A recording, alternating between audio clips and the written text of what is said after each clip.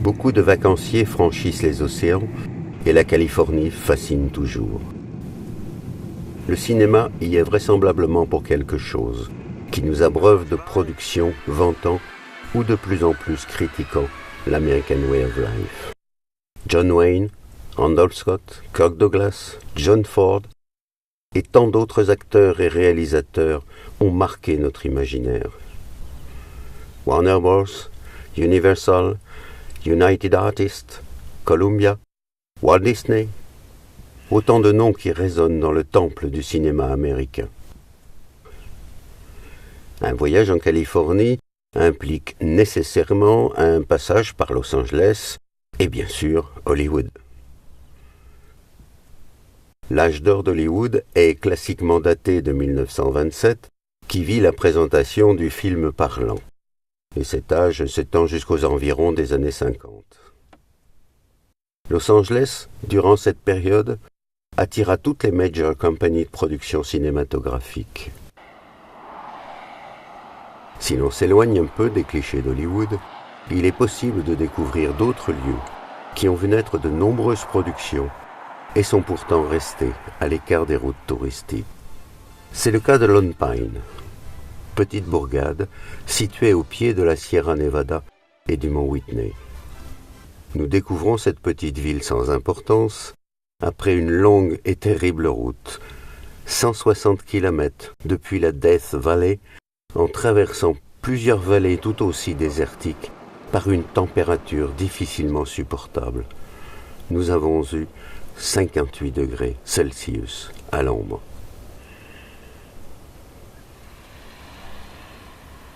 Lone Pine n'offre aux voyageurs aucun intérêt particulier. Seule la fatigue de la route peut nous inciter à chercher un motel pour une pause bien méritée. Traversée par la route 395, Lone Pine montre des maisons banales et tous les aspects d'une petite ville traditionnelle de l'Ouest américain sur une route très passagère le long de la Sierra Nevada. Pourtant, au hasard d'une promenade, nous découvrons un petit musée dédié au cinéma américain. Endroit surprenant pour un tel musée, nous sommes à 4 heures de route de Hollywood. Par curiosité, nous poussons la porte, et là, surprise.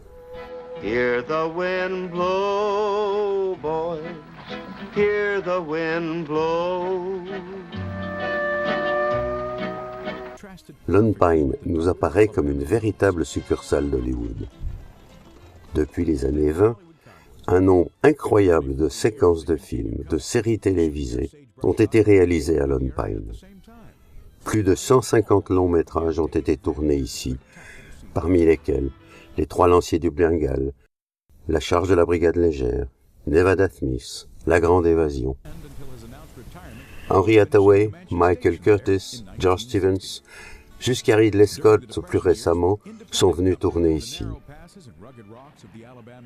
À quelques centaines de mètres de la ville se trouvent les Alabama Hills. Ce site, véritable chaos, est constitué de près de 3000 mètres de sédiments chahutés par des tremblements de terre successifs.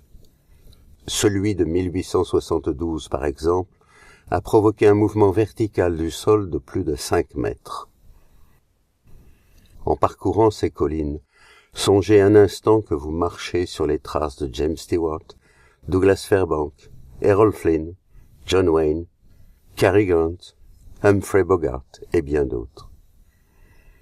Et plus récemment, Russell Crowe qui, dans Gladiator, passe à cheval devant les Alabama Hills, avec le mont Whitney en arrière-plan, dans une scène censée se dérouler en Espagne.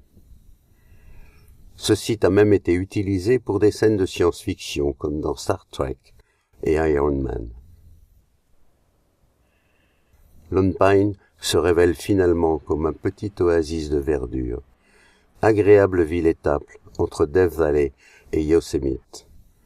C'est également un camp de base idéal pour tous ceux qui souhaitent visiter les Alabama Hills, collines qui depuis 1920 font la gloire de Lone Pine, véritable annexe d'Hollywood.